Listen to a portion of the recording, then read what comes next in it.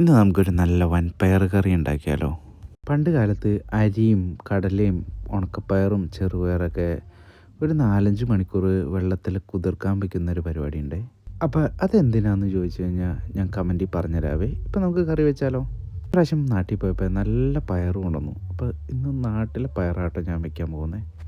അപ്പോൾ നമ്മുടെ പയർ കുക്കറിലോട്ട് ഇട്ട് കൊടുക്കാം. അതിൽ കുറച്ച് വെള്ളം ഒഴിച്ചു കൊടുത്ത് അതിലോട്ട് ഇഞ്ചി വെളുത്തുള്ളി ചുമന്നുള്ളി ചതച്ചത് ഇട്ട് കൊടുക്കാവേ. കുറച്ച് ഉപ്പ് മഞ്ഞൾപ്പൊടി ഇട്ട് അതിലോട്ട് സബോള കട്ട് ചെയ്തതും പച്ചമുളക് കളിമിട്ട് ഒരു 2 വിസിലടിച്ചോട്ടെ കേട്ടോ. പയർ വെന്ത് വരുന്ന നേരം കൊണ്ട് ഒരു ചീഞ്ചട്ടിയിൽ നല്ല വെളിച്ചെണ്ണ ഒഴിച്ചു കൊടുത്ത് കടുക് പൊട്ടിച്ചെടുക്കാം. കറിവേപ്പില കുറവായിരുന്നു, ഒരു 3-4 കിട്ടിയുള്ളൂ. അതിലോട്ട് നമ്മുടെ ഇഞ്ചി വെളുത്തുള്ളി ചുമന്നുള്ളി ചതച്ചത് ഇട്ട് കൊടുക്കാവേ. അതിൻ്റെ കൂടെ തന്നെ നമ്മുടെ ചില്ലി ഫ്ലെക്സും കൂടി ആഡ് ചെയ്ത് കൊടുക്കാം കേട്ടോ. എന്നാൽ പിന്നെ പൊടികൾ ഇട്ട് കൊടുക്കാം അല്ലേ. മഞ്ഞൾപ്പൊടി മല്ലിപ്പൊടി മുളക് പൊടി ഇതെല്ലാം മൂത്ത് കഴിയുമ്പോൾ നമ്മുടെ പയർ അതിലോട്ട് ഒഴിച്ചു കൊടുക്കാം. അത്യാവശ്യം ഒരു 3 വിസിലിൽ പയറൊക്കെ നന്നായിട്ട് വെന്തിട്ടുണ്ട് കേട്ടോ. എന്നാൽ ഒരു 10-15 മിനിറ്റ് അവിടെ ഇരുന്ന് മസാല പിടിക്കട്ടെ അല്ലേ.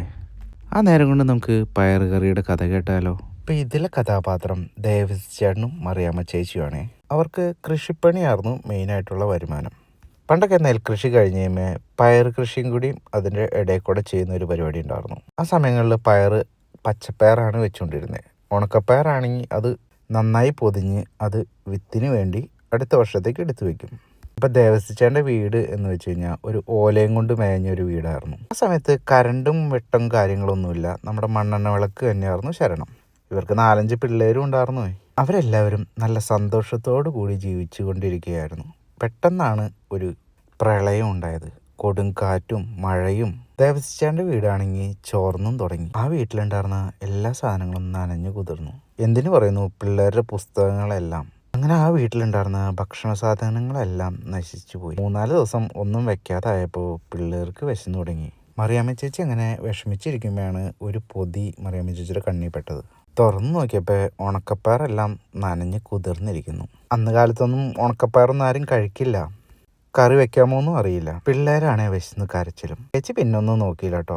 രണ്ടും കൽപ്പിച്ച് കറി അങ്ങ് വെച്ചു. മണ്ണെണ്ണ വിളക്കിൻ്റെ വെളിച്ചത്തിൽ ദേവസിച്ചണ്ണും പിള്ളേരും ചോറും കറിയും ആസ്വദിച്ച് കഴിച്ചു. അങ്ങനെ മറിയാമ്മ ചേച്ചിയും അതെടുത്ത് കഴിച്ചു. നല്ല വിശന്നിരുന്ന കാരണമാണെന്ന് തോന്നുന്നു. കറിക്ക് അപാര ടേസ്റ്റായിരുന്നു. അങ്ങനെ ഈ കറി വെച്ച കാര്യം മറിയാമ്മ ചേച്ചി അടുത്തുള്ള വീടുകളിലും പറഞ്ഞു. അങ്ങനെ നമ്മുടെ കേരളത്തിന് പയർ കറിയും പയർ തോരനും ഉണ്ടായി.